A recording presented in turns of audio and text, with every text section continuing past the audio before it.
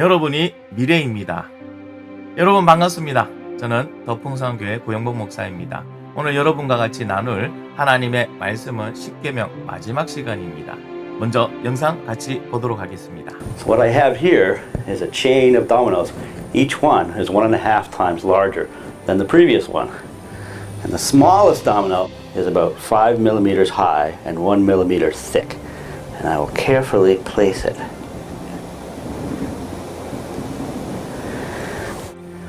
And there are 13 dominoes. And the largest domino, it weighs about 100 pounds and is more than a meter tall.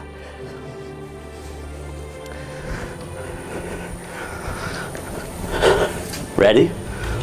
Here we go.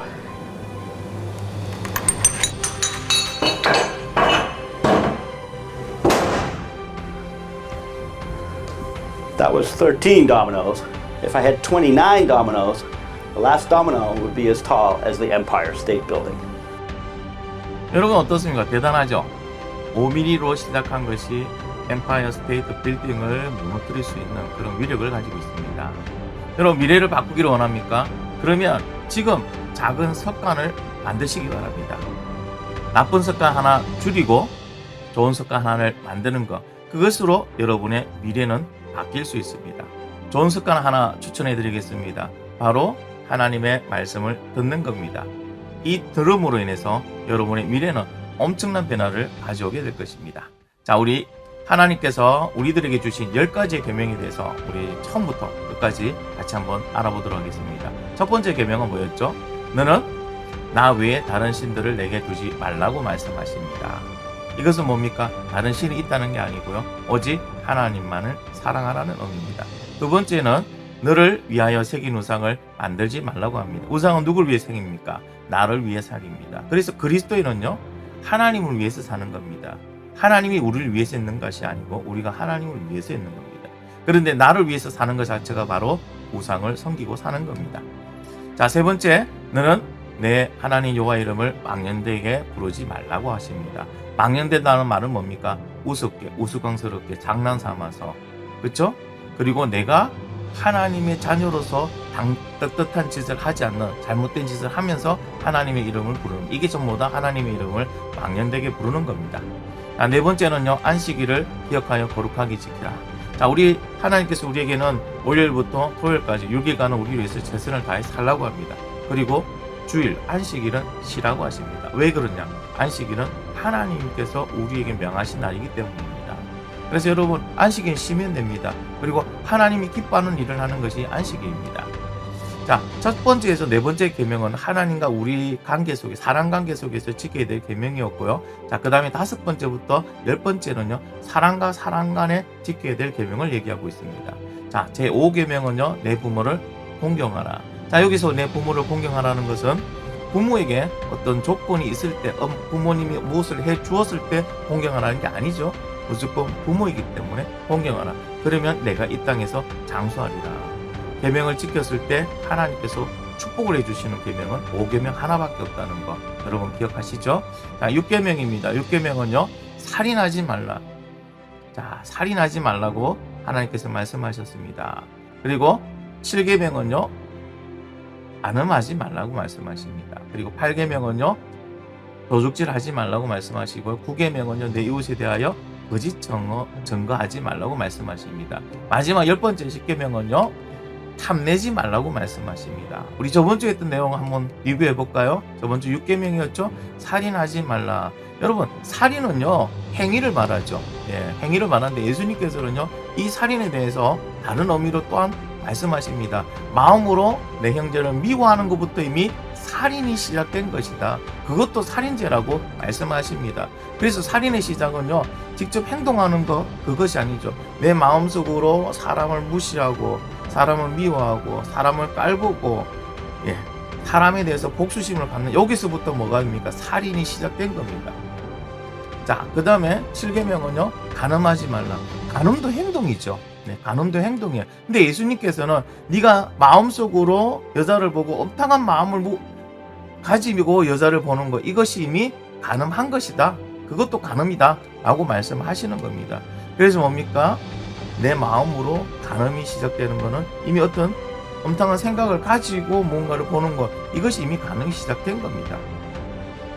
성관계는 그래서 결혼한 부부에게만 허락한 것이지 여러분 성관계 자체는요 결혼 전에는 결코 해서는 안 되는 겁니다. 결국에는 사람은 마음을 지키지 못하면 행동으로 갑니다. 결국 내 마음에 음탕한 마음을 품고 있으면은 결국 그것이 행동으로 갑니다. 그래서 많은 범죄자들이 성적으로 타락됐고, 여러분 많은 나라가 망하는 게 왜 망합니까? 성적으로 타락되면 망합니다. 그래서 사탄이 인간을 유혹하고 인간을 타락시키는 가장 효율적인 방법으로 바로 성적 유혹을 사용하는 겁니다. 우리 다음 세대들 여러분들이 가장 쉽게 넘어갈 수 있는 부분 바로 이 성적 유혹이죠. 여러분 그곳에서 내 마음부터 지키는 여러분이 되길 바랍니다. 자, 오늘 8계명입니다. 8계명은 도둑질 하지 말라고 하십니다. 땅에 돈이 떨어졌습니다. 만 원이 떨어졌습니다. 여러분 어떻게 하시겠어요? 만 원 정도는 그냥 가져간다고. 만약에 땅에 돈이 1,000만 원 떨어졌어요. 그럼 여러분 어떻게 하시겠어요? 여러분 땅에 돈이 1,000원이 떨어져도 떨어진 것을 주워서 내가 쓰게 되면은 점유 이탈물 횡령죄에 해당해서 형법 360조예로 처벌을 받습니다. 기억하셔야 돼요. 주인 없는 돈은 없습니다. 주인이 이불로 그것을 버린 사람은 없습니다. 그래서 떨어진 것은 반드시 주워서 경찰서에 가서 신고하고 경찰서로 갖다 주기를 바랍니다. 한번 찾아봤어요. 절도죄로 우리 한국에는 어떻게 하고 있는가. 일반적으로는 절도죄는 6년 이하의 징역과 또는 1천만 원 이하의 벌금을 냅니다. 자, 그런데 좀 특수한 절도는 야간에 주거를 침입했다. 그러면요 조금 더 길어집니다. 10년 이하의 징역이 처하고요. 특수절도가 있습니다. 특수절도는요, 자, 야간에 들어가기 위해서 집을 뭔가 부수고 뭔가 열고 그리고 2명 이상이 무기를 들고 간다. 그러면 특수절도에 해당할 때 더 형벌은 무거워집니다. 도둑질 하지 말라 했는데, 우리는 도둑질 하면은 뭐 어떤 다른 사람의 물건, 뭐 차나 뭐 금품 이런 걸 생각하죠. 근데 도둑질에는요 명예도 있고요, 지적재산권, 시간, 노력의 대가 등 그 사람의 것인데 받아야 될 것인데 그 사람 걸 내가 대신 가져오는 이 모든 것들이 다 도둑질에 해당합니다. 자, 하나님의 것을 도둑질하는 사람이 있을까요? 그런 강한 사람이 있을까요? 근데 있었어요. 말라기 때. 예. 이스라엘 사람들이 이렇게 말합니다. 사람이 어찌 하나님 것을 도둑질했겠습니까? 하나님은 그들에게 말합니다. 너희는 나의 것을 도둑질하고도 말하기를 우리가 어떻게 주의 것을 도둑질하였습니까? 라고 얘기합니다. 그들이 도둑질한 게 뭡니까? 11조와 하나님께 바친 봉헌물입니다. 자, 11조라는 것은 하나님이 나한테 다 주셨는데 그 중에 10분의 1을 구분해서 하나님께 감사함으로 드리는 거예요. 그건 하나님 거라는 거죠. 그 11조 봉헌물을 하나님께 드린 건데 자기가 자기 목적대로 마음대로 그것을 가져가서 자기 마음대로 쓰는 거. 여러분, 그래서 교회 모든 건 하나님께 드린 겁니다. 만약 교회 물건을 함부로 쓰는 거는 하나님 것을 도둑질하는 것과 같습니다. 자, 9번째 계명입니다. 내 이웃에 대하여 거짓 증거하지 말라. 거짓말하지 말라는 거죠. 자, 여러분 지금 나가는 단어가 있는데요. 이 단어의 의미는 같을까요? 틀릴까요? 자, 볼까요? 거짓말, 뻥, 농담, 누가 뭐뭐 했다 하더라. 여러분 생각 어떻습니까? 틀리나요? 근데 여러분 단어가 틀릴 뿐이지 의미는 다 같습니다. 하나님은 결코 거짓말하지 않으시죠. 그리고 우리에게도 거짓말하지 말라고 하십니다. 진리를 말하는 자는 을을 나타내도 거짓 증언은 속이는 말을 합니다. 결국에는 하나의 거짓말을 지키기 위해서 또 다른 거짓말을 계속해 나갑니다. 거짓말을 한번 시작하면은 끊을 수가 없어요. 거짓말로 계속 갑니다. 그래서 성경에서는요, 이 거짓의 아비가 누구인지를 정확하게 우리에게 가르쳐 주고 있습니다. 누구일까요? 한번 읽어보세요. 요한복음 8장 44절. 자, 누구라고 합니까? 너희는 너희 아비 마귀에게 났으니 너희 아비의 욕심대로 너희도 행하고자 하느니라. 그는 처음부터 살인하는 자요, 진리가 그 속에 없으므로 진리에 서지 못하고 거짓을 말할 때마다 제 것으로 말하나니 그가 거짓말장이요 거짓의 아비가 되었습니다. 누가 거짓의 아비라고 합니까? 마귀가요. 사탄은 마귀가요. 그래서 여러분, 우리가 거짓말을 계속 반복하고 거짓말을 계속하자는 결국에는 누구의 소속이 되는 것 같아요? 마귀의 소속이 되는 거예요. 우리 안에서 마귀가 계속 거짓말을 하게 만드는 겁니다. 여러분 속지 마시기 바랍니다. 한 번의 거짓말은요 계속 이어질 수밖에 없다는 거 기억하시고, 솔직하게 진실되게 차라리 한 대 맞더라 욕을 듣더라도 진실을 말하는 친구가 되기 바랍니다. 또 이런 게 있죠. 하얀 거짓말, 까만 거짓말. 하얀 거짓말은 거짓말 아닌 것 같아요. 자, 한번 볼게요. 자, 여러분, 까만 거, 하얀 거 어느 게 더 커 보이고 어느 게 작아 보입니까? 여러분, 그냥 우리 눈으로 보면 까만 게 커 보이죠. 근데 실제로 오려서 딱 비교해 보면요, 둘 다 같은 크기입니다. 예, 이게 눈의 착각이죠. 이게 하얀 거짓말이라고 하지만 그거 자체도 거짓말입니다.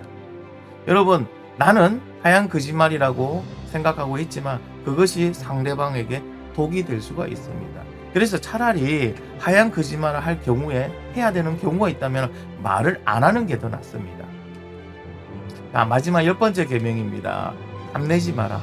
탐내지 말라는 거는요, 다른 사람들을 가진 것을 질투하는 거랍니다. 탐낸다는 거는, 아, 나 저거 갖고 싶어 하는 그 질투의 마음이 나오는 것이 바로 탐한다는 겁니다. 그래서 탐심은 내가 가지고 있는, 내가 누리고 있는 모든 것에 만족하지 못하고 생기는 욕심, 다른 사람 거. 왜 이런 말 있잖아. 남의 떡이 더 커 보인다. 그래, 다른 사람 거에 대해서 질투하고 욕심을 가진 이것이 탐심이에요. 자, 두 명의 왕이 나옵니다. 자, 한 명은요 나봇이고 한 명은 다윗 왕입니다. 자, 왕은요 자기 땅 많이 갖고 있어요. 그런데 나봇이라는 사람은요 그 포도밭밖에 없는데 그 포도밭이 너무 좋아 보이는 거야. 너무 갖고 싶은 거예요. 그래서 뭐합니까? 나봇에게 억울한 누명을 세워서 죽이고 그 포도밭을 빼앗아간 게 바로 아합이라는 왕입니다. 자, 다윗은 어떤지 아세요? 다윗은 어떻게 옥상에서 산책을 하다가 저 다른 데서 여자가 목욕하는 걸 보니까 너무 그 여자가 멋있는 거예요. 근데 부인 만들고 싶은 거예요. 근데 다윗 왕이 그때 부인과 첩이 많았어요. 근데 그 여인이 누구냐면은 자기에게 충성을 다하는 우리아라는 장군의 아내입니다. 그 여자를 자기의 부인으로 만들고자 세상에 그 부하를 죽여버립니다. 이것이 어디서 시작합니까? 내 것을, 내가 가진 것에 대해서 여러분 만족하지 못하는 그 욕심, 다른 것에 질투하는 그 욕심, 즉 탐심이 만들어낸 죄라는 것입니다. 근데 그리스도인은요 이런 탐심을 가질 필요가 없습니다. 왜 그런지 아세요? 하나님 아버지께서 우리들의 자녀들의 삶을 책임져 주시기 때문에 그래요. 자, 말씀을 볼까요? 그러므로 염려하여 이르기를 무엇을 먹을까, 무엇을 마실까, 무엇을 입을까 하지 말라. 왜? 여러분, 사람이 사는데 입는 거, 먹는 거, 사는 거 얼마나 중요합니까? 근데 이것에 대해서요 뭐 하지 말라고요? 네, 뭐 하지 말랍니다. 이는 다 이방인들이 구하는 것이다. 이방인은 누구예요? 하나님을 아버지라 부르지 못하는 모든 사람들, 하나님 믿지 않는 모든 사람들이 그냥 살아가는데 그 급에서 먹고 살고 이런데 그것에 대해서 막 빠져있는 사람들이 구하는 것이다. 우리는 보고 뭐라고 합니까? 너희 하늘 아버지께서 이 모든 것이 너희에게 있을 줄 이미 다 알고 있다. 그래 너희는 구하지 마라. 무엇을 하랍니까? 그 대신 그래서 너희는 먼저 그의 나라와 그의 의를 구하라. 그리고 하나님 말씀을 듣고 하나님 말씀대로 순종하며 살아가면 된다. 그러면은 너희가 필요할 때마다 하나님 모든 것을 다 공급해 주신다고 마태복음 6장 31절에서 33절에 말씀하시는 거예요. 이 말씀을 믿는 하나님의 자녀라면은 관심을 가질 필요 없어요. 다른 사람 거를 두려워할 필요가 전혀 없습니다. 하나님께서 때가 되면 필요한 것을 가장 좋은 것으로 공급해 주시기 때문에 그렇습니다. 그래서 여러분, 탐심이라는 것은 믿음이 없거나 믿음이 연약해지면 내 안에서 자라는 독보석과 같습니다. 볼까요? 디모데전서 6장 10절에 보면 모든 악의 근원이 나옵니다. 모든 악의 근원이 바로 돈을 사랑하는 거예요. 생각해봐요. 왜 사람을 죽이고 왜 도둑질합니까? 왜 사기를 칩니까? 이 모든 것이 뭡니까? 돈을 사랑하는 마음이에요. 이 모든 것이 일만하게 모든 악의 뿌리라고 얘기합니다.